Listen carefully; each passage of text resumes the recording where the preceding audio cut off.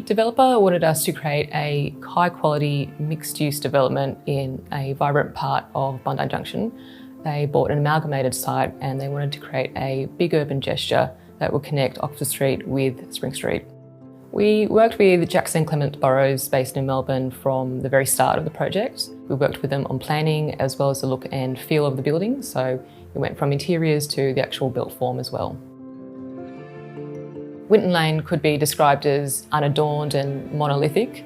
This was an intentional strategy. We wanted the overall form to be a simple, deliberate, calm built form. We took our inspiration from the boot factory in terms of the rhythm and proportions.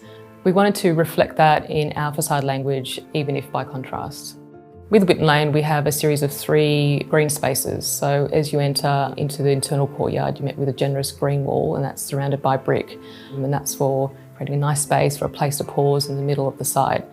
We have paving sort of leading through with a similar scale and texture as the brick on the walls, and that's to provide that continuity between wall and floor to emphasise the sense of a strong, calm, built environment. And then we have the rooftop, which is up on level 14, and that has barbecue facilities, mature planting with bench seating. It has 2 pergolas, so 2 shaded areas, one looking north and one to the south. So the south takes in Centennial Parkland, so it's got great precinct views, and the one to the north takes in the city skyline and the harbour view, so spectacular views to the north as well.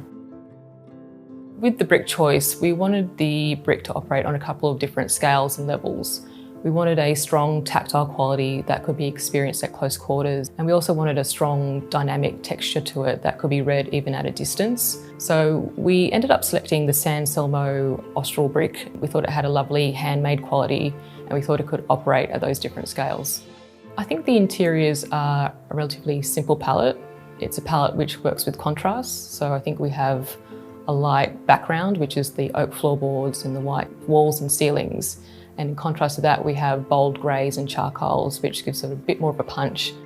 The overall effect is to create a tranquil retreat-like space, I think, which is in direct contrast to the busy outside of Oxford Street and Spring Street.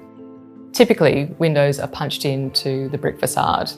On Whitton Lane, we reverse that. So the windows are made up of a fixed glazing and a casement window that's screened by mesh. And from a distance, the rhythm of the windows really animates the building.